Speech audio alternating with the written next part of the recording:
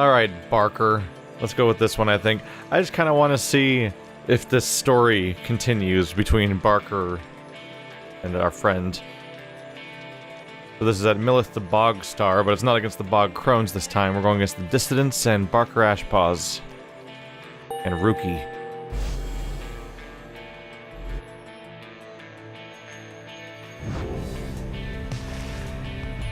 We're, gonna be butting heads against old Barker again, are we, chum? I guess it helps to know ahead of time, so I can brush up on my groveling. He then shares with you what he knows about your next opponent. Barker Ashpaws, a volatile cur whose pack, the Dissidents, conduct the rites for, more for thrill than freedom. Back on the other side, Barker never quite took to the culture of the Commonwealth, and often ran afoul of the law for various acts of boorishness and vandalism.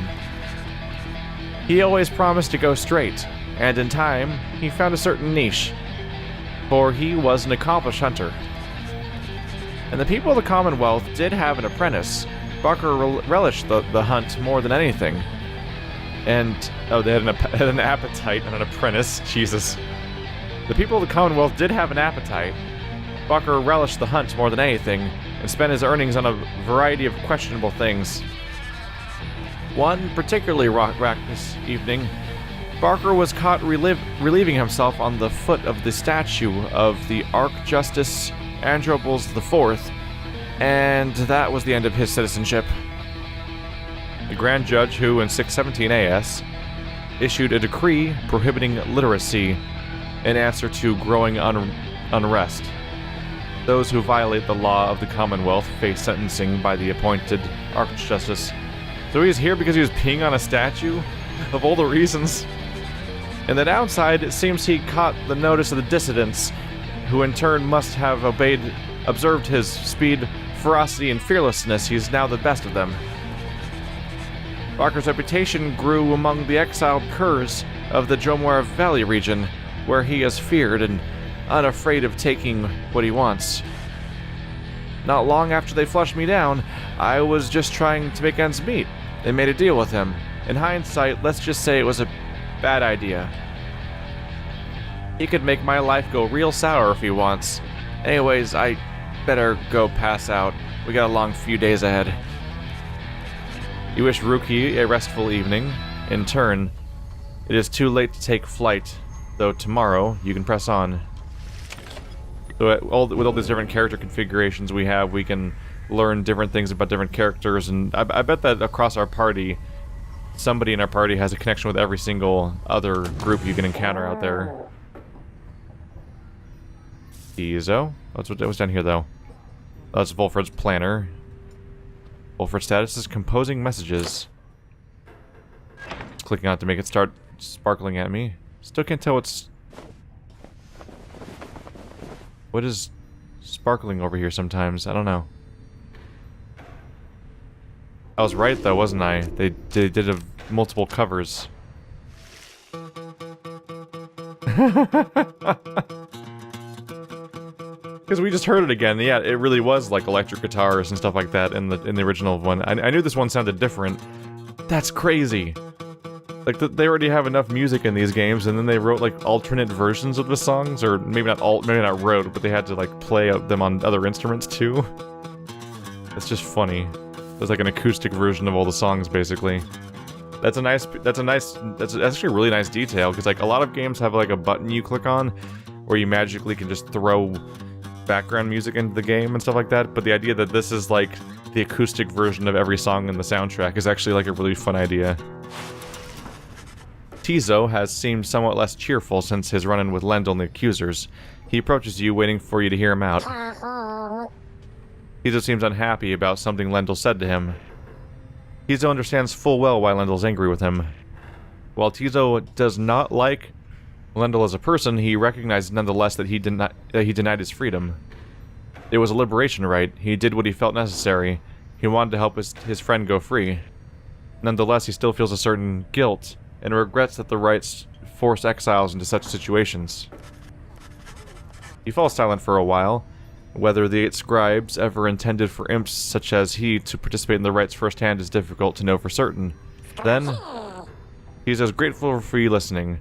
He knows the scribes created the rites with good intentions. He promises to keep doing his best to live up to the legacy of the scribes. He bounds up into the rafters with some of the other drive imps. Regardless of whether he truly is an ancestor of Howl the Swallow, surely the scribes would have been proud of him. Got ourselves a new page. The Accusers. In the words of Howl the Swallow, the Accursed. The Accusers formed under Golthanian. He's a big man. He values justice, loyalty, steadfastness. Golthanian, he says that the Accusers take their name from one of his most accomplished legions, from his former military days.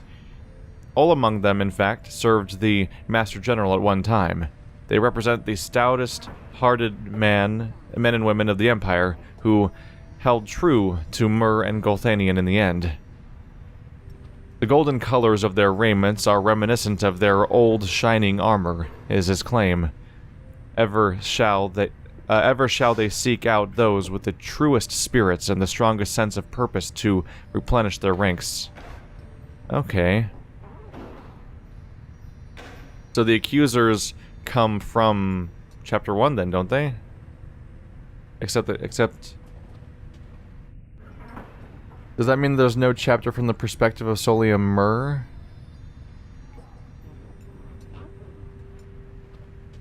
No? Just because it's written by the Swallow doesn't... Yeah, so it's written by the Swallow, but it's from the other character. Because I believe Chapter 1 is Golthanian, isn't it? It's all from his perspective? Yeah. So it's just one of the scribes writing about the group the other scribe created. Because we know Solium Myrrh has to be one of these ones that we don't have access to yet, because we've already explained that he's a demon. And then we're missing one other character that hasn't shown up yet in this book. As a readable character, at least. Let's continue.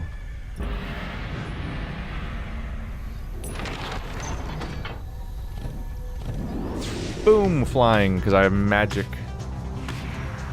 That's ridiculous. That's great.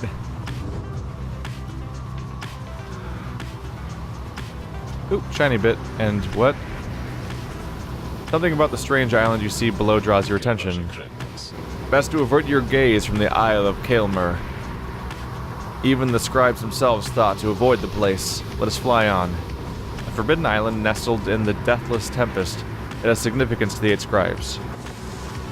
It's forbidden. Oh, did he go away? Was that the store? Was it just like popping in and out of the map? What if I leave and come back? Oh, hello. You hear angry hissing coming from oh, these are the other ships from Udmilda, all the way from your position. You think mayhaps the skies belong to you? Foolish. The skies and everything above them and below belong to the Astralborn. Ye shall be smitten from his skies on his awakening. Now be gone. You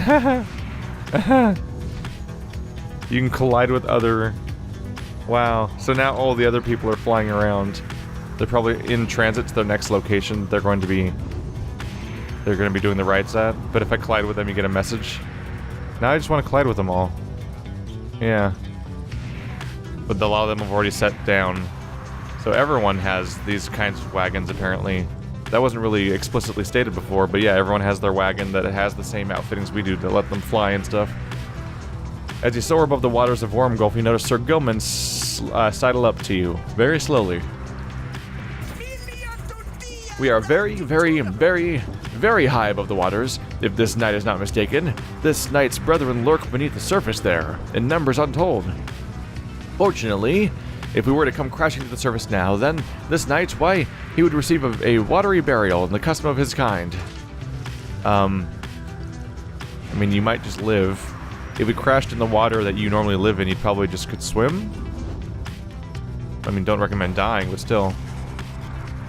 Below, amidst the desolation of flagging hands, you see the big Bertrudes, from which you first embarked by sea. You wonder how its venerable proprietor is faring.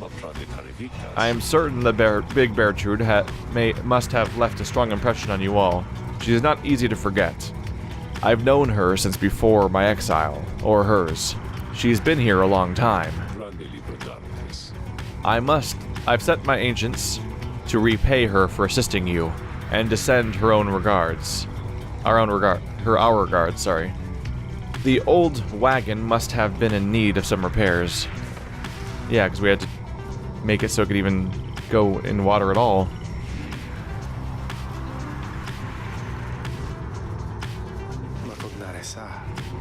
A gloom hangs thick above the pit of Millith, and all around it. You are brave to seek your adversaries here again, reader. Many in the downside believe it to be nothing other than a foul den. They take the tales of Ishlak Australborn to be mythology, embellished through telling over time.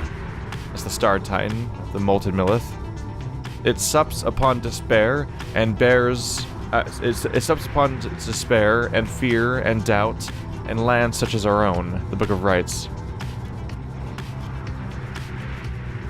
You have met others, such as Witch Udmilda, who believes otherwise. Although, whichever their beliefs, I know of none who would go near the place unless the stars demanded it. Thus shall your coming right against the dissidents take place in complete secrecy, as always the rites have. We have Cold Moat, Plaguemont, and Fallowfield. So Fallowfield, Lordminstrel knows there's a task along this route for earning Stardust. You can sway the next right against the dissidents here, apparently. Interesting. Or this is the faster route. Oh, this allows you to pursue your vocations. Potentially training up a character, for example. I like that idea. Let's do that.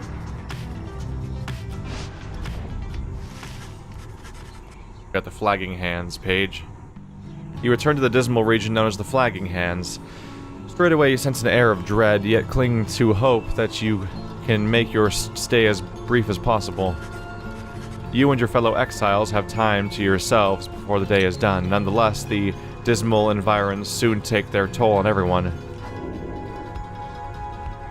No, -1 hope. Hooray!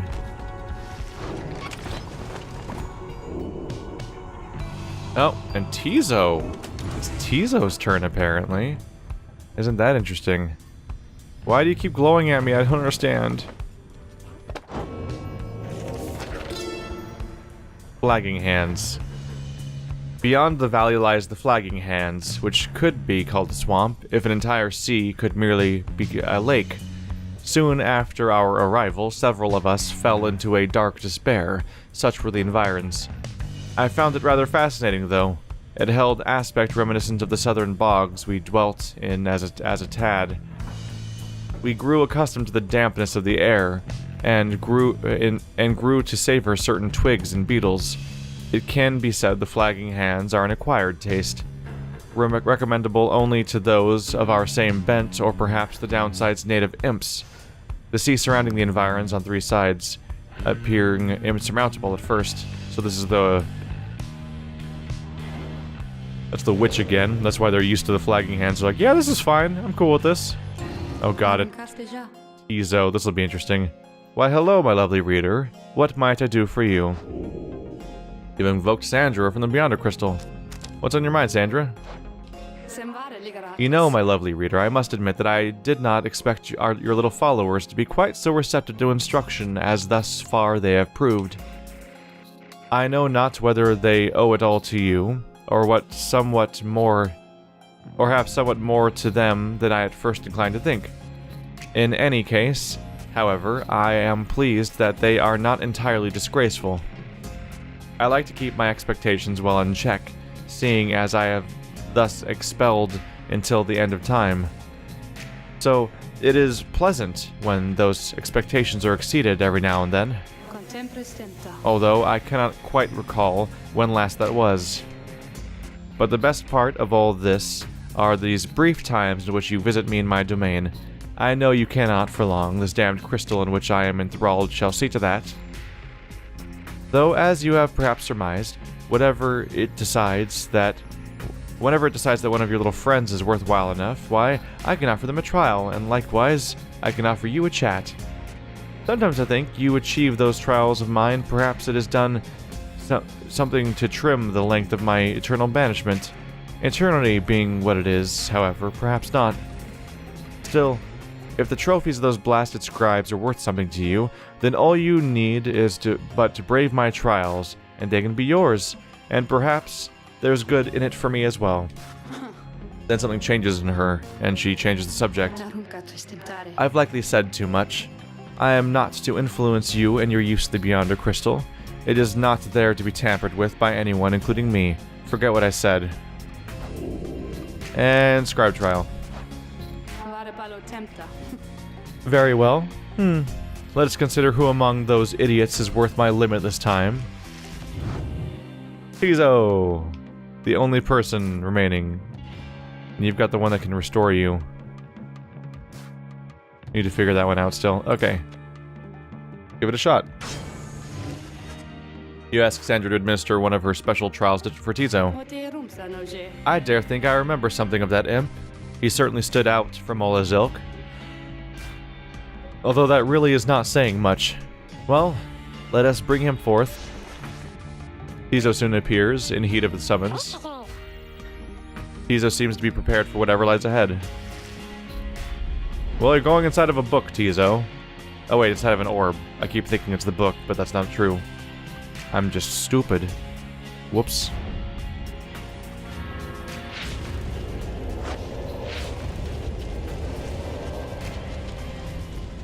The aberration Sandra appears and unfastens her mask. Listen well, imp. You answer to me here. Tizo indicates his understanding and is prepared to begin Sandra's trial. You know the formalities, of course. Show me, then, what you've learned thus far about the rites here in this trial. It shall be just you, my Beyonders, and your lovely reader. Let us see now how you fare.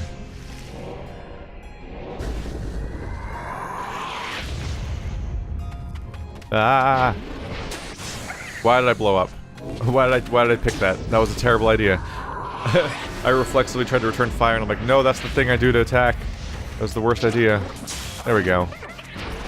Nope. I wonder what percentage of players free Tizo along the way. I'm just wondering, like, how much does Tizo even want to be freed when you think about it? Being a character that is not even from... Oops. Excuse me. No, thank you. It's just that Tizo is, like, not even from the Commonwealth. This is, like, his natural habitat, basically, is being in this situation. So I'm wondering how often people even bother with the idea of freeing him. Like, how badly does he want to be freed? I think he expressed the idea, like, yeah, I kind of want to see the Commonwealth, maybe. But, like, everybody else is like, that's where I lived, and I can't go back. Ah. Oop, I have it now. Whoops. No. Oh. Oh, he spawned on me. That's rough.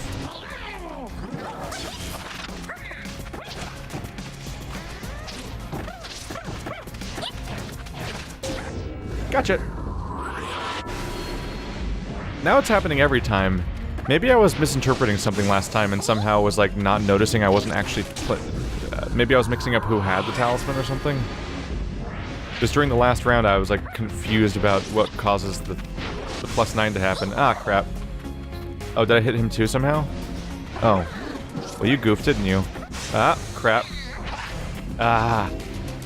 That's a nasty trick when you just throw it at your opponent and you're like, and you make that happen. Look. Nope. Run out of stamina. Everyone's dead. Everyone's dead.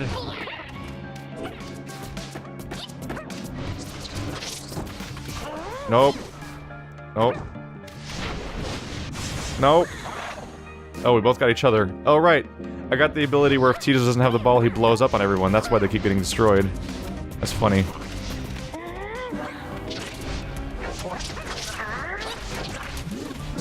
Dead. No, he got me again. He keeps throwing the ball at me so that I catch it automatically, and then I don't have an aura and he does. It's clever. I'm sorry, how did you cover that much ground? It looked like he jumped like across the entire map. That's just gonna, yeah, that just blows you up too, dude. Although he's buying time for his guy to come back. Probably. Ow. Wait, that didn't blow you up? Oh, did I have the ball already? What? How did I... Oh, my aura wasn't there yet. I guess my aura hadn't spawned in yet. Dang it, I was doing okay at the beginning.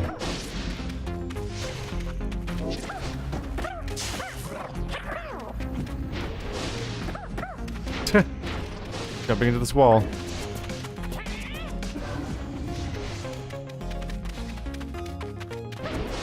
No, I didn't mean to grab it. I didn't mean to grab it. I really didn't mean to grab it. Yeah. Hey, come here. Come here. Ah, crap. That didn't work. Damn it. I meant to jump in the portal in time to surprise him. Didn't work out. Oh no, your guy came back. Now I'm even more in trouble now. Ow.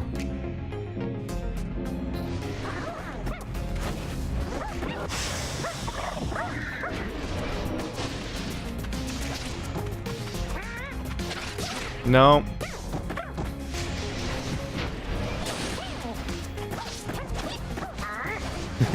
No. Let me live. Yeah. That was intentional. Because then I can go over here. Yee.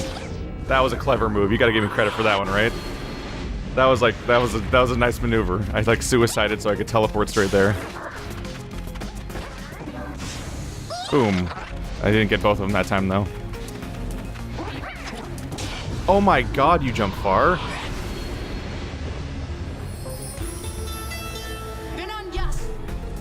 Alright, Sandra, this time. Izo's frustrated at having failed Sandra's challenge. Come now, imp. This test is not meant to be easy, even for the likes of you. I would tell you not to waste more time, but then my time is there for you to waste, so try again. And I will. Let's do it. Ah, I was so close. But we didn't make it. I goofed hard. Tizo is a hell of a learning curve to figure out how to play as. He just feels so weird. Because his normal movement speed is basically, he's practically standing still. So you have to dash around and like figure out how to make do with that. Oop. Gotcha.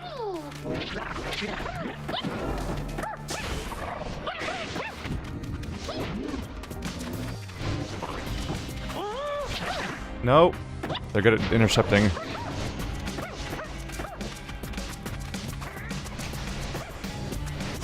That was a bad idea. I should have thrown it.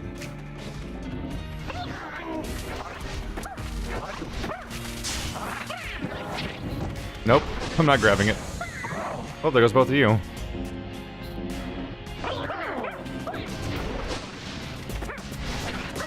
Oh.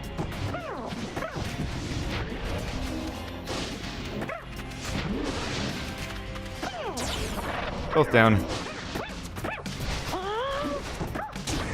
Yeah. First score this time. But that time it didn't do the +9. I need to figure out what the word dousing means in this game. That was a bad idea. I should have thrown it first. Also, that jump people do is insane. What? What happened there? Wait, what? Oh, weird. I think I jumped over him, but then he threw it at me in midair and I caught it. So it forced me to hold it. The AI is doing a lot of tricks where it tricks me. Oh, wait. Oh, I didn't mean to grab it. I was trying to explode on him. I was trying to trick him into blowing up. The game does a lot of tricks where it like tries to, the game like constantly throws the ball at me to trick me into holding it.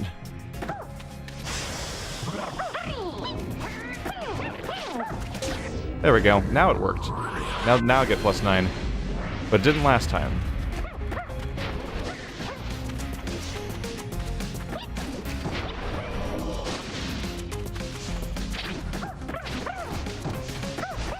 Gotcha! those are really close.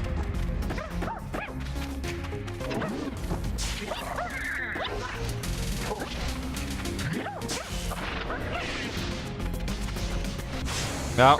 Dang it. Wow. God. Their movement speed is weird. They seem like they're moving at insane speeds sometimes. Like... Ah, crap.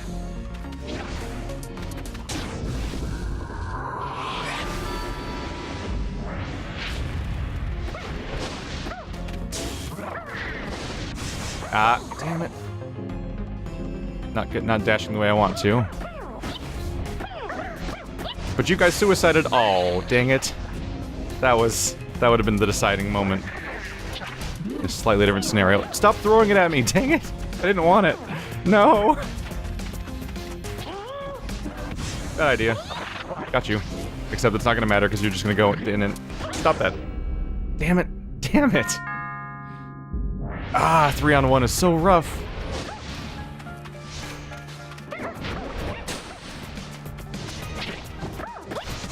Damn it. Like, in the time it takes me to respawn, they can just score in that moment, basically. Puts me in a very rough situation.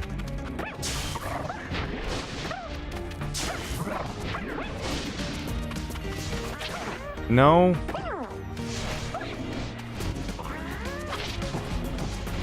Oh god, there's 3 again. All of you just stop existing, please. If you don't mind.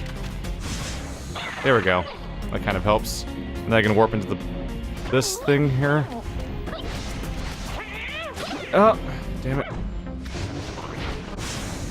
What? Oh, how did you not die though? Because I had my aura? I don't... There's so much like split-second stuff that I cannot keep track of sometimes. It's disorienting as all hell. Oh, got both of us.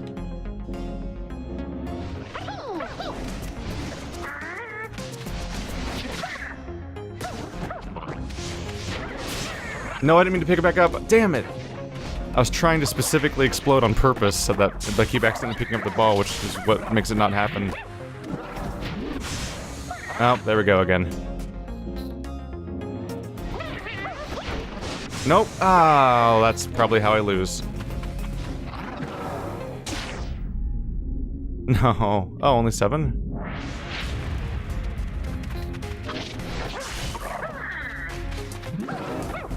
No, no, oh.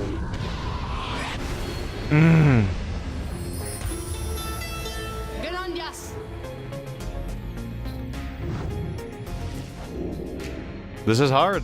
We're just gonna have to try again. We're just going to have to try again.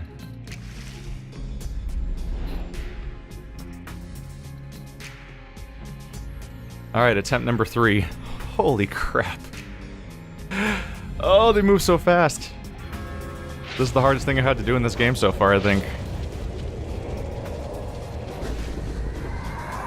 What about T-Zone makes it possible to do this better?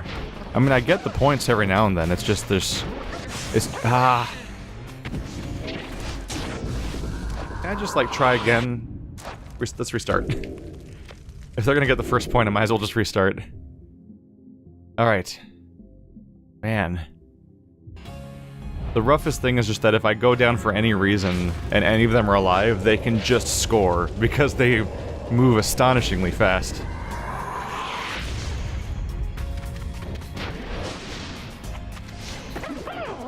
No, I didn't mean to... damn it. I didn't mean to grab it, I meant to stop... alright.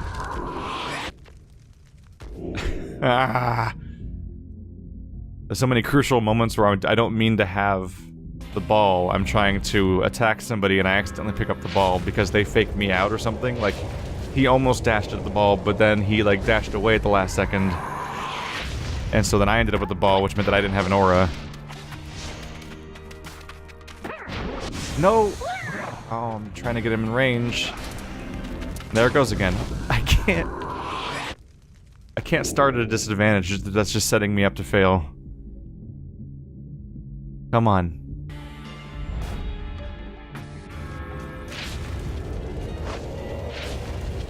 Come on. It's worked out a few times, but why has it worked out a few times? Like, I need to figure out what I was doing right those times. Oh, I dashed into it. Dang it. No. That was my chance. That was my chance. Nope. Wow. Wow. Your jumping range is out of control, man.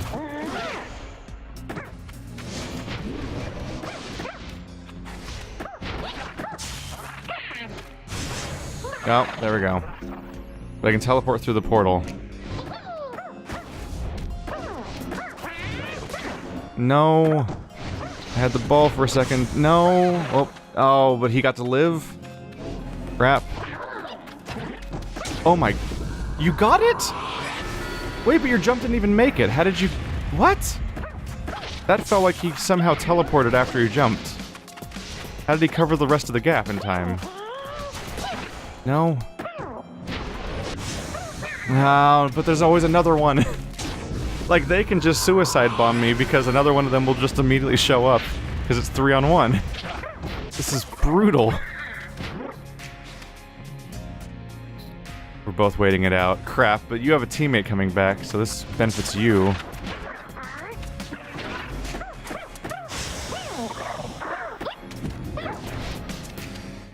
There we go. I'm trying to commit to this and not change the abilities or anything, because like, if I can beat this, then I'll learn stuff about how to play the game, hopefully. This game's hard. I'm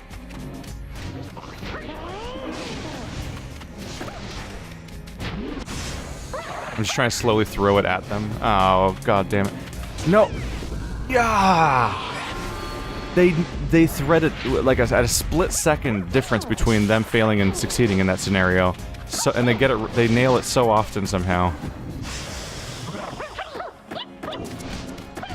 Got it. Whew. Just 2 more times.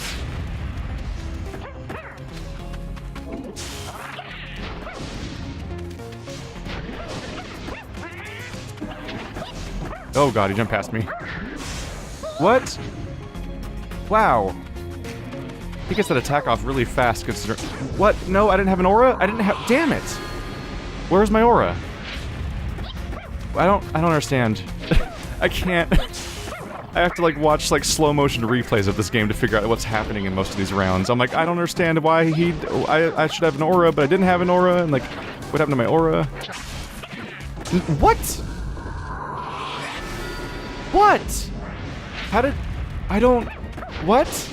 How did he throw it in time? How did he throw it, like, instantaneously? I don't... Like, he should have already been inside of my aura the moment he caught the ball and then he'd be dead. But he threw it fast enough? How are they doing this? This is inhuman. This is, like, impossible, like, you're fighting a bot and it's, like, doing the absolute impossible every step of the way type stuff. Are you camping my portal? Of course you are. You bastards. Screw you, my portal. No, he got me anyway. What? And that guy didn't get killed by the explosion? I don't understand. I don't understand. Why didn't he get killed by the explosion? My explosion's supposed to kill everybody nearby, but he didn't get killed for reasons that I don't know. Wait, why did... What? Shit. It's so hard to do commentary for this game because I'm losing my mind while I'm trying to play it. I'm just so losing my mind right now. Because it's just it's too fast. This game's too fast. I can't keep up with... I can't talk about what's happening. Alright, you know what? I'm just gonna play the next round in complete silence.